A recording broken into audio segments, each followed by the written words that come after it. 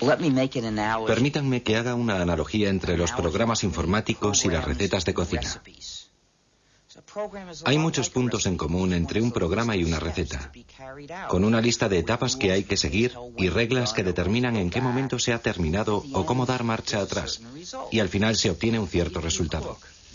Si a usted le gusta cocinar, sin duda intercambia sus recetas con sus amigos, y tal vez tenga tendencia a modificarlas. Si ha modificado usted la receta, si el resultado le gusta y a sus amigos también, existe la posibilidad de que usted les pase la nueva versión de la receta. Y ahora imagine un mundo en el que no podrían cambiar su receta porque alguien ha decidido que es imposible modificarla. E imagine que si comparte esa receta con sus amigos, le tratarán de pirata y harán todo lo posible por mandarle a la cárcel durante unos cuantos años.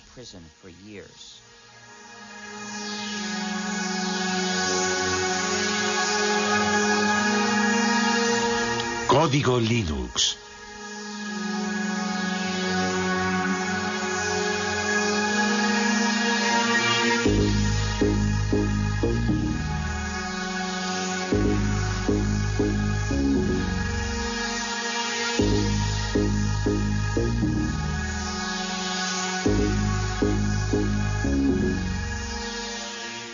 Utilizo la palabra hacker en su sentido original para describir a una persona que practica la programación informática como una especie de pasión artística y que forma parte o se identifica con la cultura de los hackers, es decir, con el grupo de programadores que históricamente están en los orígenes de Internet, de Linux y de la World Wide Web. Hacker, qué palabra mágica. El rebelde de nuestra nueva era. En el principio era el ordenador, luego el ordenador personal y por fin apareció la red que ha conectado a todo el planeta y que recibe el nombre de Net. ¿Contra qué se rebelaron los famosos hackers? Para que nuestros ordenadores funcionen necesitan un sistema operativo. Nuestros hackers se negaron a que ciertas compañías, sobre todo Microsoft, desarrollasen sistemas operativos sin entregar al mismo tiempo los códigos de fabricación que permiten adaptar nuestro ordenador a nuestras propias necesidades. Entonces se pusieron a descifrar los códigos para repartirlos de forma gratuita a través de la red y ponerlos a disposición de todo el mundo. Así se inició esta nueva guerra posmoderna entre Bill Gates, jefe multimillonario de Microsoft, y algunos insolentes e impertinentes programadores que rechazan el sistema cerrado en el que quiere encerrarlos el magnate de la informática. Un pequeño genio de Finlandia lanzó a la red un nuevo sistema operativo para ordenadores y un ejército de programadores del mundo entero trabajó con él para hacer evolucionar y dar una salida a este sistema que compite de frente con Microsoft y que recibe el nombre de Linux. Linus Torvalds ha creado un sistema informático que ha cogido por sorpresa a toda la industria. Linux, un sistema operativo que hoy se utiliza en 8 millones de ordenadores del mundo entero. La revista Wired considera a este hombre joven como el nuevo chamán de Bin Minen y declara que su sistema operativo Linux es el producto más magnífico de Internet. El hecho de que Torvalds distribuya Linux de forma gratuita y revele su código fuente le ha convertido casi en un personaje de culto. Linus Torvalds, genio de la informática, sueña con derrotar a Bill Gates de Microsoft. ¿Será de verdad posible? Algunos dicen que Linus Torvalds ha realizado un milagro.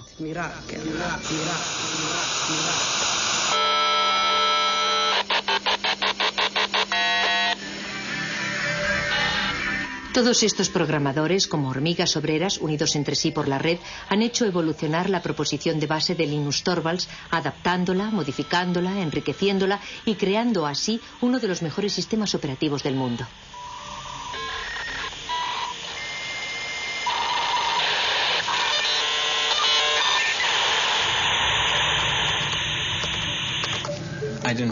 Yo no quería que ningún otro hiciese lo mismo que yo, que tratase de encontrar algo parecido a Linux. Me dije, tal vez otro estudiante de informática necesita un sistema operativo y de esta forma no arrancará de cero.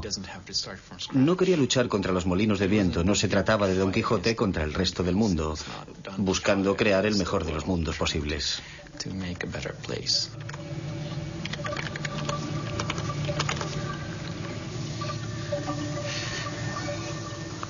¿Tienes hambre, Randy? Prefiero trabajar con la gente por el correo electrónico a hacerlo cara a cara. Cuando estás delante de una persona tiendes a entrar en todas las discusiones típicas de las reuniones y a perderte en detalles que sobre todo no deberían tener importancia. Cuando te comunicas por email en general te tomas un tiempo para reflexionar antes de enviar tu respuesta.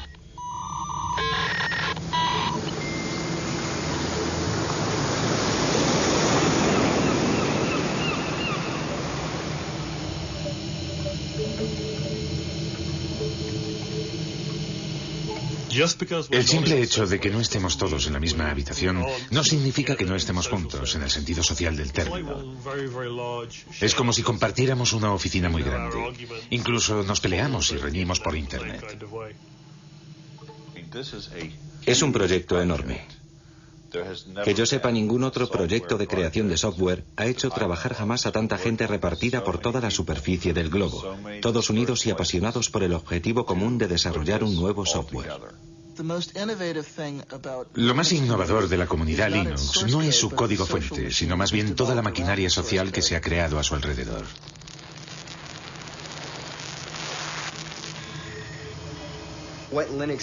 Para explicar lo que es Linux, empezaría por decir que cada ordenador es diferente, cada lector de disquetes es diferente, cada disco duro es diferente, cada controlador de vídeo es diferente y Linux es el sistema que sabe lo que hay que hacer para que todos esos componentes del ordenador ejecuten una tarea simple como borrar el documento o leer el archivo que hay en este disquete o dibujar esta imagen en la pantalla. Linux sabe cómo hablar a esos diferentes componentes materiales y les permite efectuar las operaciones corrientes que realizamos a diario con nuestros ordenadores. ¿A qué nos referimos con exactitud cuando decimos Linux? Algunos se refieren al sistema operativo informático global sobre el que reposa todo lo que ocurre en el interior de nuestro ordenador. Otros utilizan el término Linux para designar la parte más importante del programa, el kernel o núcleo.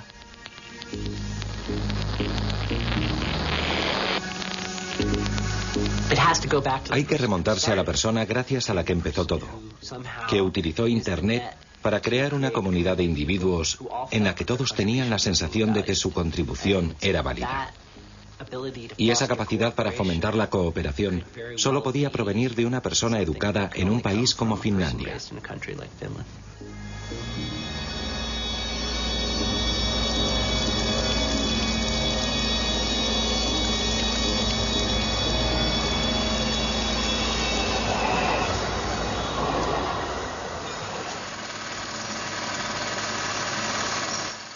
...1969 fue un año fantástico.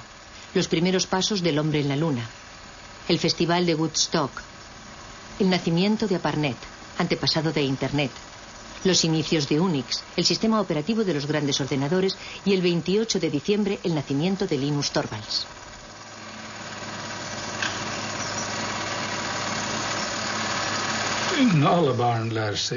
Todos los niños aprenden, sobre todo jugando. Por eso fue de verdad muy importante que Linus entrase en el mundo de la informática en un momento en el que los ordenadores todavía eran muy simples. Para un niño de 10 o 12 años era fácil darse cuenta de lo que había en el interior del ordenador, comprender su esencia. Para los niños y las niñas de hoy día es mucho más difícil comprender el mismo tipo de cosas, porque hay demasiados niveles y elementos complicados en los ordenadores actuales para que puedan adquirir el tipo de instinto y de comprensión que Linus adquirió a través del juego.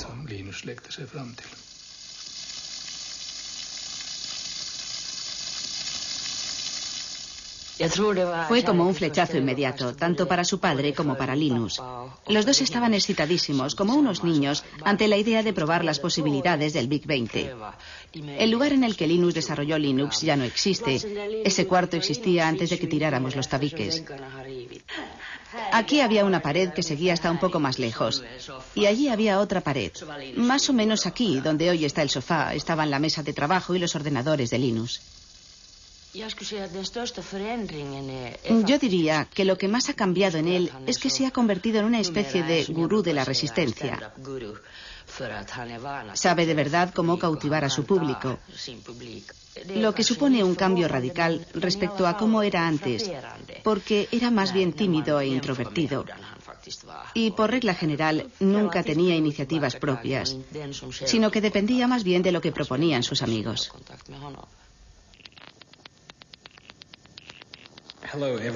Hola a todos los que utilizan Minix. Estoy creando un sistema operativo gratuito. Es solo un hobby, no se trata de nada enorme ni profesional como GNU para los clones 386-486AT. Me gustaría recibir todo tipo de comentarios sobre lo que la gente piensa de Minix, porque mi sistema operativo se parece un poco al suyo. Todas las sugerencias serán bien recibidas, aunque no prometo que las vaya a incluir todas. Firmado linustorvalds@cruna.helsinki.fi. 1991. Se derrumba la Unión Soviética. Comienza la Guerra del Golfo. El físico británico Tim Berners-Lee crea un sistema de hipertexto al que llama World Wide Web. Microsoft va camino de dominar el mundo. Y el 17 de septiembre, Linus Torvalds envía la primera versión de Linux, la 0.01, al mundo entero vía Internet. Las primeras reacciones llegan al cabo de pocas horas.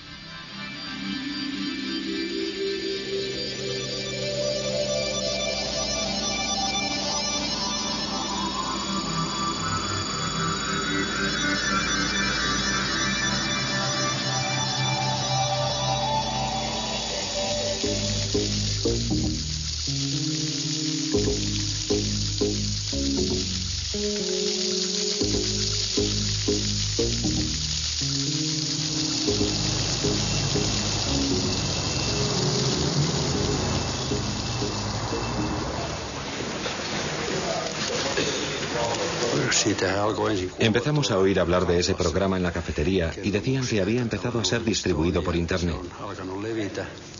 Luego oímos hablar del tal Linus y de la clase de hombre que era. Pero la verdad es que ya se había distinguido con anterioridad por la excelencia de sus resultados.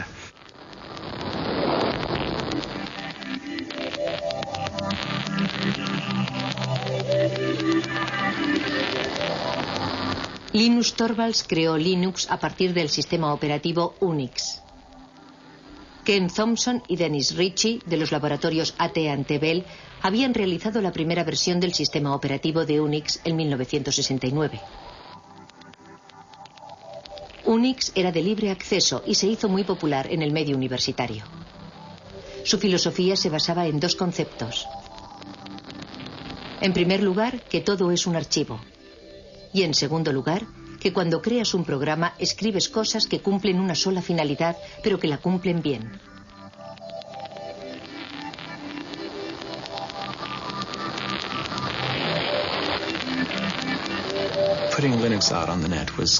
Nos pareció natural poner Linux en la red. Había muchas y buenas razones para ello. En especial el hecho de que era una buena idea hacer que Linux fuese accesible a otra gente que podría ponerlo a prueba y enviarme sus comentarios. De hecho, Linus podía elegir entre dos opciones. Podía distribuir Linux de forma gratuita o podía tratar de venderlo. Linux jamás se habría vuelto tan importante si Linus Torvalds hubiese tratado de obtener un beneficio comercial. Nadie lo hubiera comprado. Habría sido una maniobra inútil. Ya llevamos aquí un montón de tiempo. La distribución de Linux está en su tercera generación. Nos costó mucho trabajo encontrar sitio para Linux. Sí. Al principio, Linus no quería distribuir Linux de forma gratuita y estuvo reflexionando durante mucho tiempo para decidir bajo qué copyright presentarlo. Luego, poco a poco, conseguí convencerle de que lo sacara bajo el copyright de GNU. Linuxin julkistamaan Linuxin GNU-copyrightin alla. Sobre todo porque el programa de compilación que utilizaba había salido bajo la licencia GPL, así que acabé decidiendo que utilizaría también la licencia GPL. La licencia GPL fue fundada por la Free Software Foundation a mediados de los años 80. Esta fundación especifica que si uno cambia o modifica el código, debe poner sus cambios y mejoras a disposición de todo el mundo, de forma gratuita. La licencia GPL tenía como objetivo impedir que alguien se apropiase del monopolio de una nueva tecnología importante. Pienso que el momento era bueno. Creo que un año antes no habría podido funcionar. Y un año más tarde, cualquier otro habría sacado algo parecido. Internet todavía no había calado de verdad entre el gran público, aunque sí había calado hondo en las redes universitarias. Yo había escrito un programa de lista de correo utilizando el lenguaje de programación C. Tenía que desarrollarlo y añadirle funciones, porque muy pronto hubo miles de personas interesadas en él. Me llevé una sorpresa enorme de que las cosas funcionaran en progresión geométrica. 1 millar de usuarios se transformaba al día siguiente en 2000 y al otro día ya tenías 4000 usuarios. Sin Internet, el desarrollo de Linux habría sido como querer jugar al ajedrez por correo.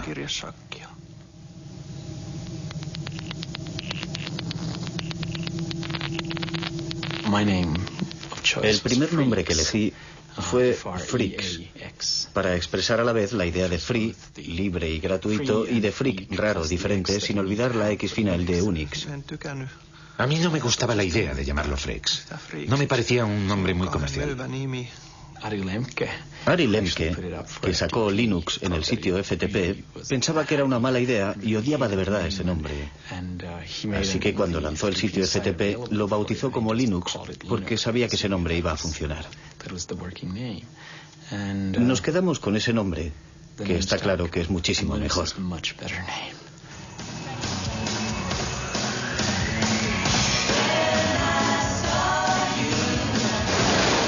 Vaya, hoy parece que tenemos un buen montón de geeks y nerds entre nosotros.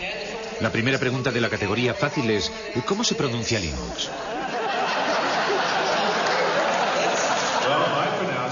Bueno, yo Linux lo pronuncio Linux. Sin embargo, si fuese Linus Torvalds, no hay duda de que lo pronunciaría Linux. Claro que si uno es de la costa oeste de los Estados Unidos, lo más seguro es que lo pronunciaría Linux. Pero a Linus Torvalds le importa un bledo cómo pronunciéis Linux siempre y cuando lo utilicéis. Empecé a jugar con Linux en julio de 1991, poco tiempo después de que Linux sacase la versión 009 del núcleo. Lo descargué desde Finlandia, jugué con él y me pareció que era muy caro. En aquella época la anchura de la banda de Internet en la conexión transatlántica era muy limitada. Así que resultaba muy trabajoso descargar todos esos paquetes desde Finlandia. Entonces pensé que había que hacer algo para remediar ese problema. Utilicé mi estación de trabajo personal, la que tenía en mi despacho, tsx-11.meet.edu, y creé en ella un archivo espejo de todas las fuentes del núcleo. Fue el primer sitio FTP de Linux que existió en los Estados Unidos. La primera vez que recibí Linux lo descargué en disquetes.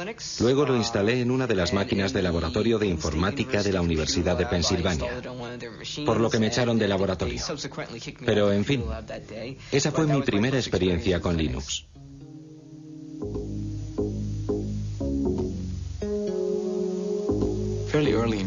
Bastante pronto, en 1992, cuando había 50 o 100 usuarios, me di cuenta de que ya no conocía a nadie.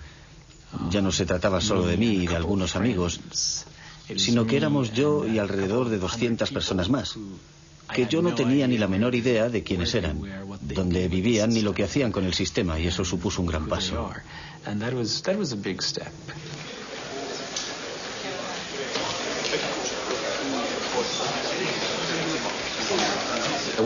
En 1994 el lanzamiento de la versión 1.0 fue muy importante y significó mucho para mí porque había supuesto muchísimo trabajo.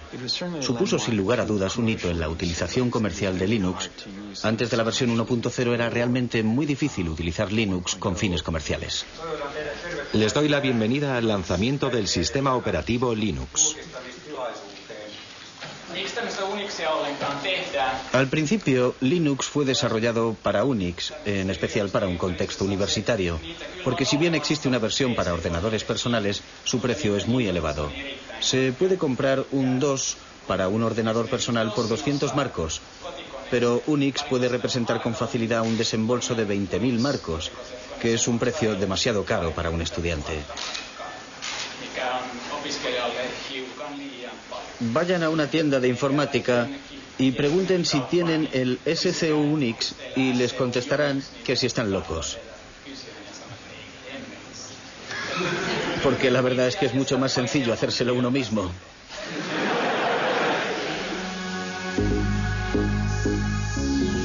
El proceso de desarrollo de Linux es extraño. No se basa en ninguna jerarquía aparente.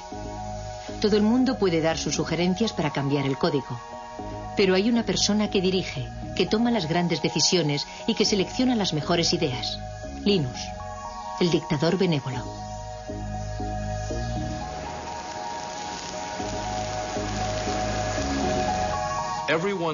Todo el mundo sabía que ese grupo de trabajo necesitaba un jefe.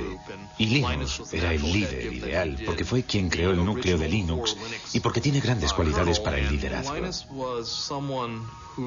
Sin embargo, en la vida real es bastante humilde y jamás se atribuye un mérito que no le corresponde.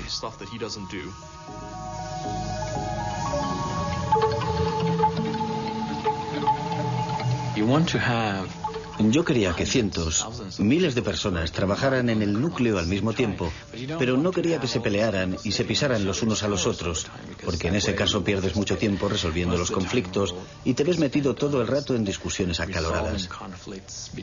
Al principio me parecía conveniente presidir esa jerarquía y que los demás fueran como mis lugartenientes, pero las cosas han cambiado.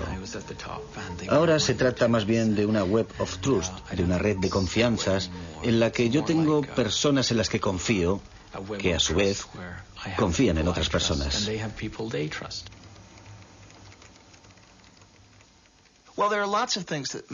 A los que desarrollan los sistemas les motivan muchas cosas, como el orgullo artístico, la satisfacción del trabajo bien hecho, casi artesano, el sentimiento idealista de formar parte de algo más importante y más grande que uno mismo, el deseo de ayudar a la gente y de encontrar soluciones a los problemas. Y, a falta de remuneración, en la mayor parte de los casos esa gente busca sobre todo forjarse una cierta reputación entre sus colegas.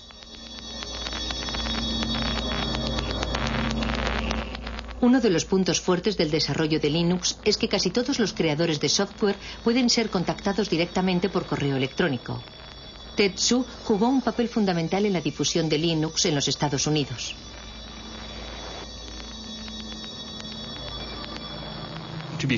Para ser sincero, es muy fácil decir, si nosotros tomáramos las decisiones, no haríamos esas cosas, pero no recibiríamos todos esos emails diciendo, por favor, quisiera esa nueva función. De modo que no sé lo que haría si de verdad estuviese a cargo de todo. Dave Miller estudia los cambios que los programadores desean aportar al kernel, al núcleo del sistema. Actúa como intermediario entre los programadores del mundo entero y el rey Linus.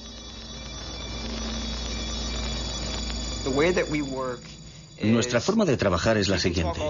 Puedes hablar durante todo el día de una gran idea o de una solución genial, pero tienes que proponernos algo. Enséñame algo concreto, envíame un fragmento de código, algo tangible, que yo mismo pueda probar para hacerme una idea de qué se trata, en vez de pasarte el día entero hablando del asunto de forma abstracta. Alan Cox, un hacker renacentista, es el colaborador más cercano de Linus, su mano derecha.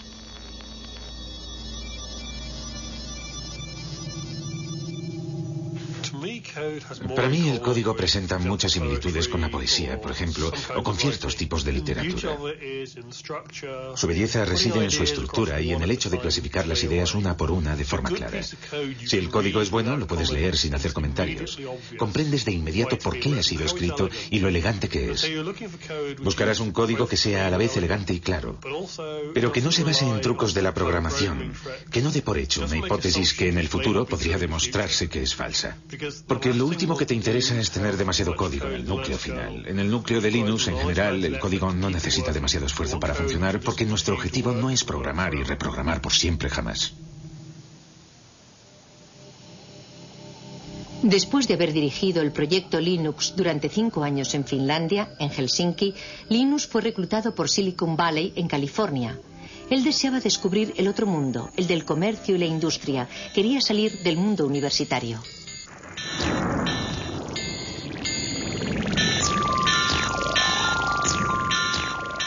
Usted es una figura poco ortodoxa dentro del universo de Silicon Valley. ¿Qué van a hacer con usted? ¿No corre el riesgo de dejarse llevar por el aspecto comercial y enloquecido del lugar?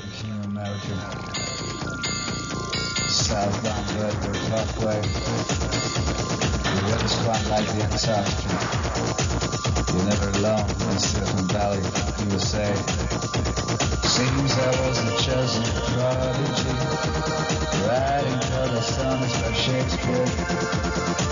Some sort of balcony, they couldn't even get near. And they didn't even Harry the Ed.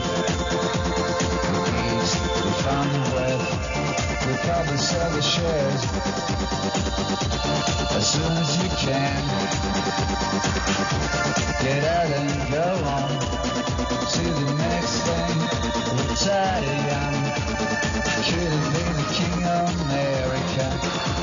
The weather's quite like the Antarctica.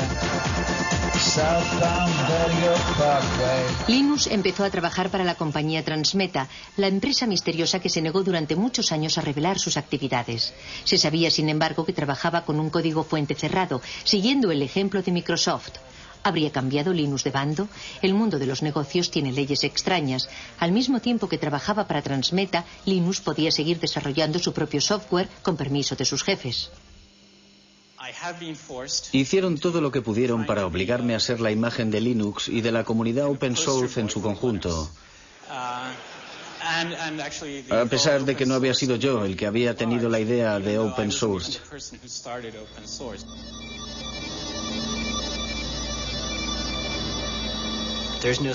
Nadie representa él solo toda la historia y no hay un solo punto de partida.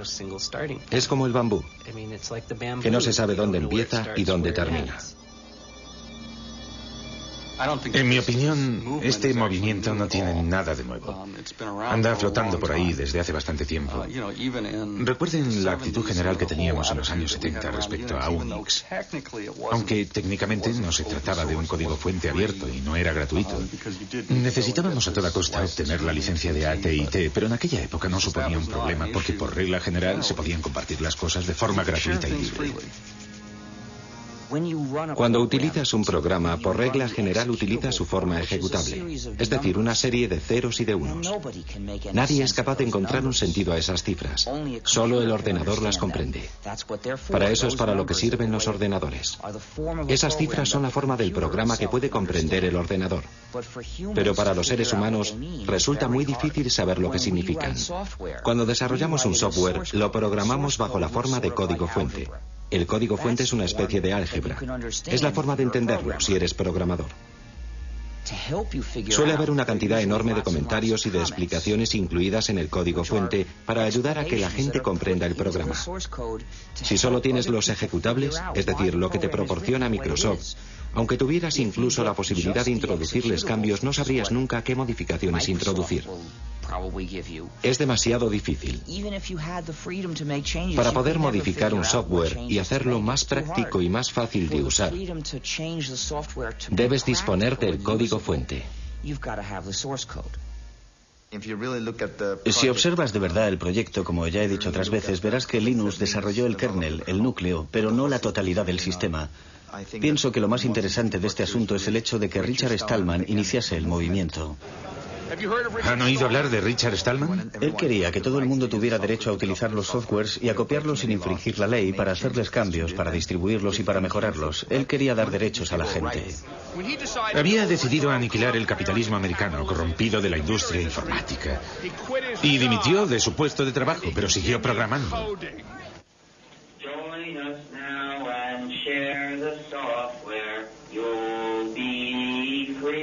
Hackers, you'll be free.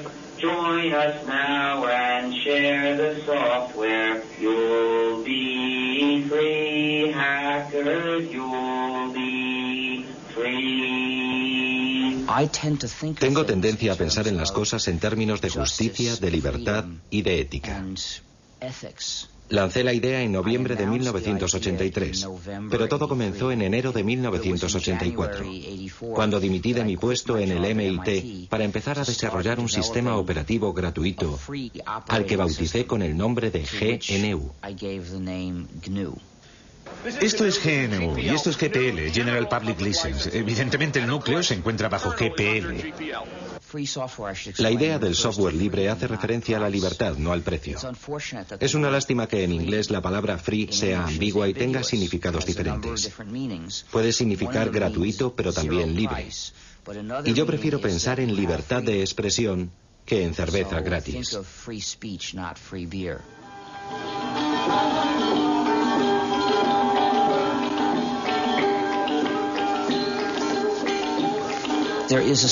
Existe una similitud entre el folclore cuando un poema o una canción se redefine o cambia de forma de un cantante a otro y la forma en que puede mejorar el software libre.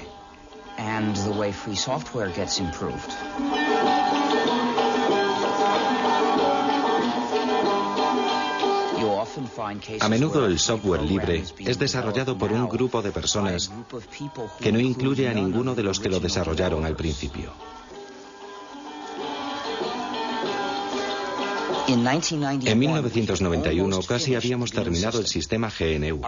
Nuestro objetivo consistía en crear un sistema operativo como Unix, pero completamente gratuito. Ese sistema operativo completo necesitaba muchos componentes diferentes.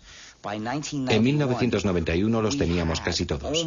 Habíamos creado la mayor parte de ellos y habíamos encontrado otros, creados por otros programadores para sus propios fines, pero que nos servían.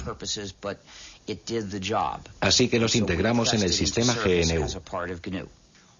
Todavía nos faltaba un componente importante, el componente que llamamos kernel o núcleo. De modo que nos vino muy bien cuando Linus Torvalds creó su núcleo. En aquel momento la combinación del núcleo Linux con el sistema GNU nos permitió obtener un sistema perfectamente ejecutable que cualquiera podía instalar en su ordenador personal y utilizar. Una vez desarrollado Linux, el sistema GNU estaba terminado y empezó a hacerse cada vez más popular. Pero en ese mismo momento ocurrió algo desafortunado. La gente que utilizaba el sistema GNU no se dio cuenta de que se trataba del sistema GNU y empezó a llamar Linux al conjunto, a la combinación.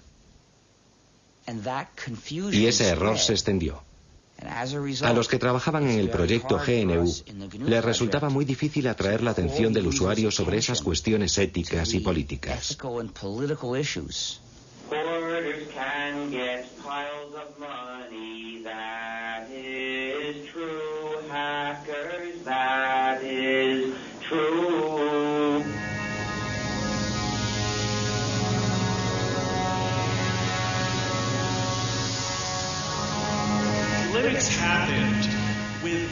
Linux nació sin la ayuda de ricos inversores, incluso a pesar de esa ayuda. ¿Cómo hacer para conservar la magia si se invierte tanto dinero en Linux? Cuando Linux empezó a comercializar, la gente dijo, no queremos guardar nuestro pequeño proyecto para nosotros solos, y nadie debe ganar dinero con él. Me parece muy bien, pero en el mundo real la gente utiliza las cosas para ganar dinero. Los Estados Unidos son una sociedad capitalista. Europa es una sociedad capitalista. Para que las empresas puedan empezar a utilizar Linux, necesitan tratar con alguien que sea capaz de proporcionarles la ayuda que esperan, que les venda el material, ese tipo de cosas. Y la gente que vende el material y la ayuda va a ganar dinero.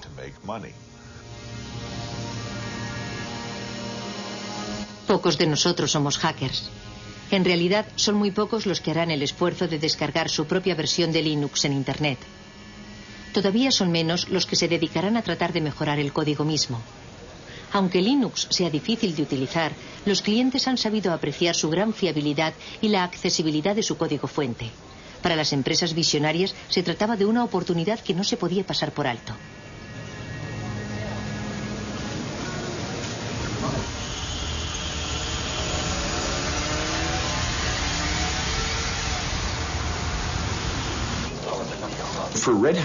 En realidad, Red Hat no buscaba un sistema operativo mejor que Microsoft o que Sun Microsystems. Lo que más nos interesaba era poder contar con un sistema operativo capaz de resolver los problemas que nuestros clientes no podían arreglar con un software tradicional. Nos dimos cuenta de lo que estábamos haciendo. Desarrollábamos una tecnología y luego entregábamos el código al público. ¿Cómo entonces íbamos a ganar dinero? Por supuesto, cuando fuimos a California, a Silicon Valley, todo el mundo nos dijo: y si reveláis los códigos, jamás podréis ganar dinero en el negocio del software. Cuando regresamos, hablamos con nuestros clientes y nos dimos cuenta de que lo único que los mantenía fieles a nosotros era precisamente el hecho de que nosotros revelábamos los códigos y que por primera vez podían controlar la tecnología que utilizaban. El verdadero valor de todos los productos de software reside en la hotline o línea caliente, es decir, en la relación de ayuda permanente que existe entre el vendedor y el usuario. Y eso es lo que proporciona al software las características de la industria de los servicios y no las de la industria de la producción. Linux funciona de maravilla en el campo de los servidores de aplicaciones de Internet, pero como no es fácil de utilizar por los particulares, solo posee una pequeña participación en el mercado de la informática. El proyecto Genome, con su interfaz gráfica, trata de rellenar ese hueco, pero resulta que los hackers son elitistas y siguen siendo fieles a Linux.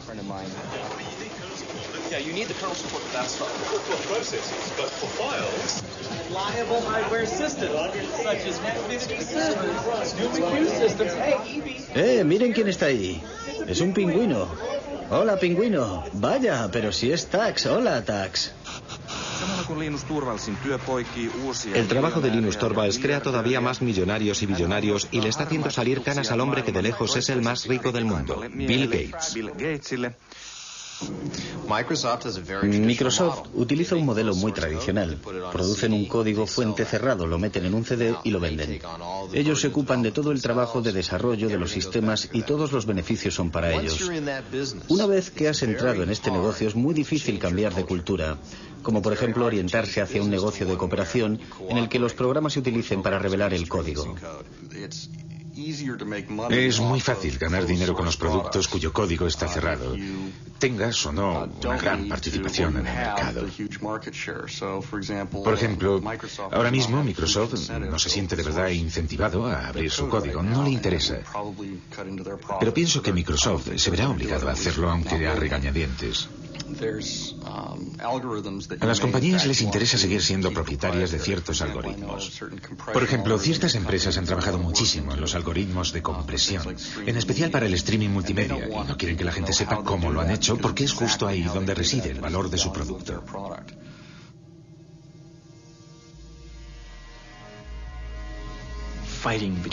La famosa lucha entre Linus, líder de Linux, y Bill Gates, líder de Microsoft, empieza a tomar un cariz realmente personal.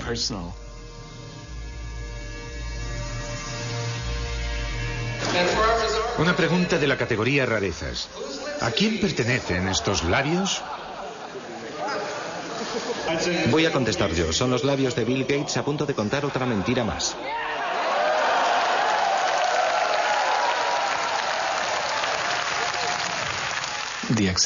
La aceptación de Linux se ha visto muy favorecida por el hecho de que la gente sabía de su existencia por la prensa. El aspecto David contra Goliat de la historia nos ayudó un poco, aunque en realidad eso no sea cierto del todo. La gente espera de los demás que sean amables y hagan bien las cosas. Yo no pienso que eso sea cierto ni que deba serlo. El poder de Linux es que, aunque no te ayude nadie, siempre podrás disponer de tu propia copia de Linux. Y la posibilidad de hacer con ella lo que te dé la gana. Quiero evitar convertirme en el político de Linux. Quiero que todo el mundo piense que soy un buen tipo y que soy una persona que no hace trampas. Linus, una última pregunta. Yo soy de la India. ¿Hay muchos indios que contribuyan al desarrollo del núcleo? No hay muchos. ¿Qué mensaje le gustaría mandarles para que sean cada vez más los que se unan a su proyecto? En mi opinión es solo un problema de infraestructuras. No siempre tienen acceso a Internet o disponen solo de una conexión muy lenta. Y pienso que la gente quizás no está acostumbrada a ese tipo de colaboración por Internet y se pone un poco nerviosa. ¿Tienen un mensaje para motivarles, para hacer que vengan más programadores? No conozco los problemas de la India, pero sin duda existirán problemas locales que solo los indios pueden resolver. Problemas que al continente americano no le importan en absoluto. En mi opinión resulta muy estimulante cuando alguien dice: yo puedo resolver ese problema, puedo crear mi propia versión de Linux que me convendrá mucho más. ¿Entendido? Y eso vale para un indio, para cualquiera. Eso es lo que debe motivar a la gente, aunque por otro lado diga lo que diga yo, no tienen por qué hacerme caso. Linus, solo un momento. Muchas gracias. Gracias a usted. La próxima vez que visite la India... Lo intentaré, pero... debería pasar unas largas vacaciones. Trabajo para una revista holandesa. ¿Piensa ir a los Países Bajos?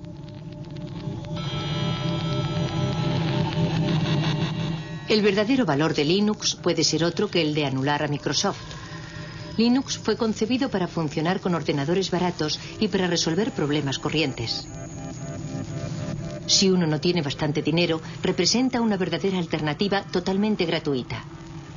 El proyecto Linux empezó en Europa y en los Estados Unidos, pero hoy día el software libre permite encontrar siempre nuevos programadores, procedentes incluso de países en los que la informática está dando todavía sus primeros pasos.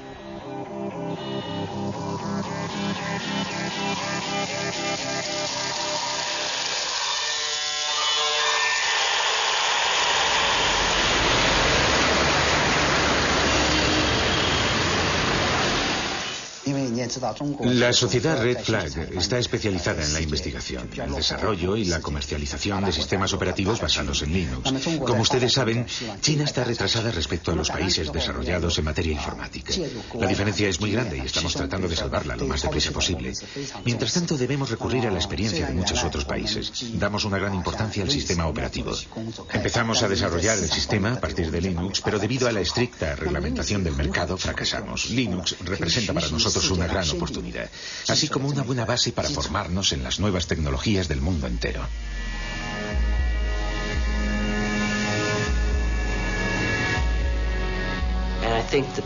Es la mayor transferencia de riqueza que se haya visto jamás entre lo que llamamos el norte industrializado, Europa y Estados Unidos, y el tercer mundo.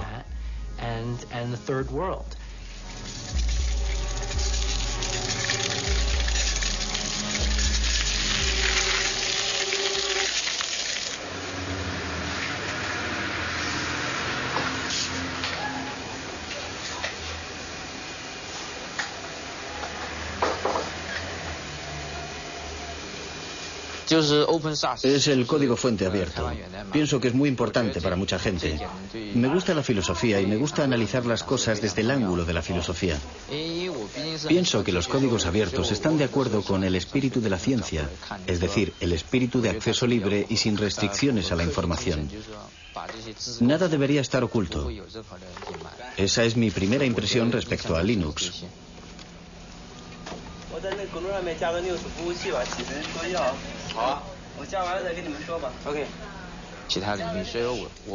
Ese espíritu se podría extender a otros campos.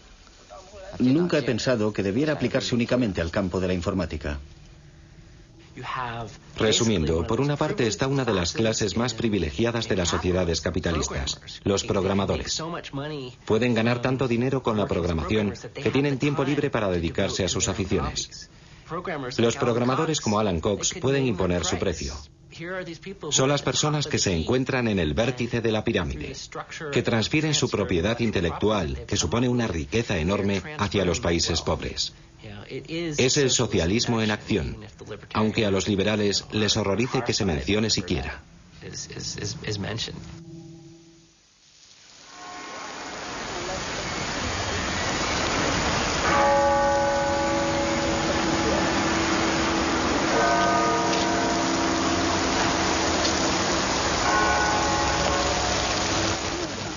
Los proyectos open source han sido comparados al desarrollo de la ciencia.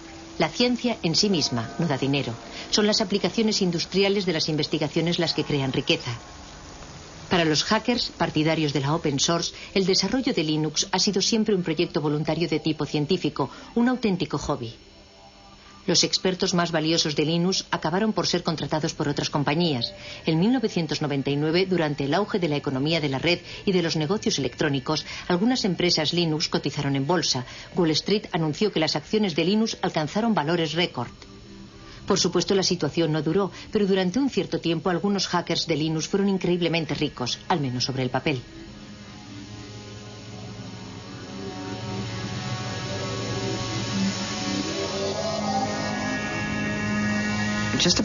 Antes de esa locura bursátil, todos los que participaban en el desarrollo del núcleo y ganaban dinero con Linux permanecieron bastante fieles a sus valores al aceptar esos puestos en nuevas empresas. La mayor parte de ellos sigue haciendo casi lo mismo que hacía antes de obtener esos empleos. Sinceramente, que yo sepa, ninguno de ellos ha perdido su libertad. Sigo leyendo a diario sugerencias para hacer modificaciones, igual que siempre, y se las paso a Linux, igual que hacía antes de que cotizáramos en bolsa. Algunos de nosotros quizás conducimos coches mejores, pero esa casi es la única diferencia, y tal vez que comemos sushi más a menudo. Algunas personas tuvieron suerte al unirse a la empresa adecuada en el momento adecuado y se las han arreglado para beneficiarse de la salida a bolsa. Algunos han ganado millones de dólares, otros miles de millones de dólares. ¿Acaso la contribución de esas personas fue más importante que la de las otras? En algunos casos invirtieron las sumas necesarias en el buen momento, pero yo pienso que se trata de un problema más general que no concierne más que a la comunidad open source, y no creo que exista una respuesta satisfactoria a esa pregunta.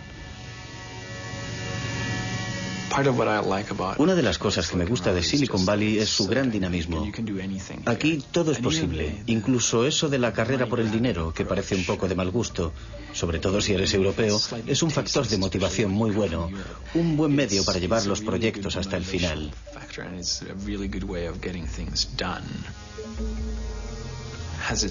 ¿Me ha hecho cambiar el hecho de vivir aquí? Supongo que sí.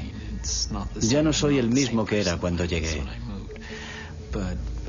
Pero no creo que me interese más el dinero que antes.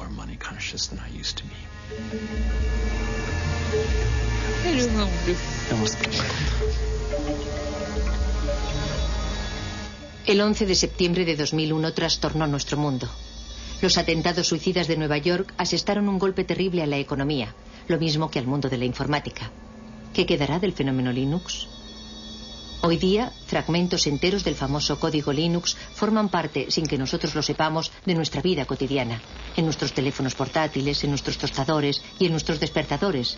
El sueño de Linus Torvalds de liberar la informática tiene posibilidades de hacerse realidad. Y en cuanto a los grandes ideales, tal vez una de las grandes ocasiones perdidas de nuestra época sería el hecho de que el software libre no liberase nada más que un código.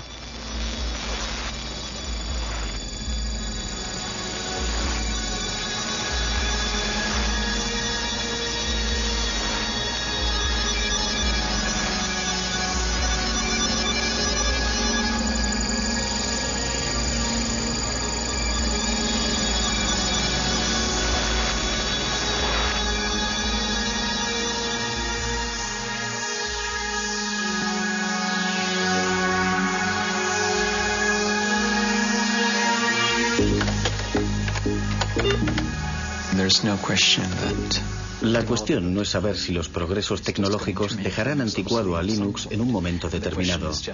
La cuestión es saber justamente cuánto tiempo va a tardar en ocurrir eso. Randy, ¿no te afiles las garras en el sofá?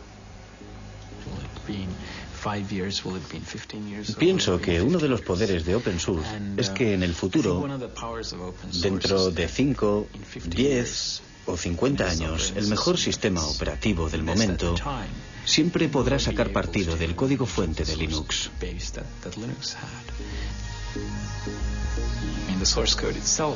En cierta medida, el código fuente es la memoria de Linux y la gente siempre lo podrá usar como una especie de referencia. Pero hay otra cosa.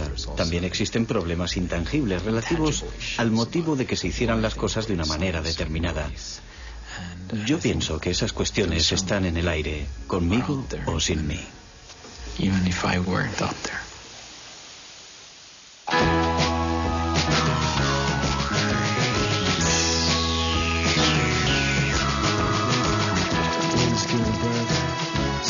thinking. Good times just for printing. And the book that he prints will get people thinking. There's Louis in the living room is setting. Start to imagine a Bible, not a Latin, by the language we're swearing and eating and chatting. His life is that he had, his life is that we see. Big changes through a human history. Not by some powerful materialist victory, by botanic incremental degrees. And Mr. Linus goes to Washington to speak about praxis. Retro chains, little man, and universal axis. Linus against Goliath with nothing else to fill. But sling a little stone in the face of Big Bill. But Linus Jefferson's give the strings that lose. And it changes the way the world plays the blues. This life is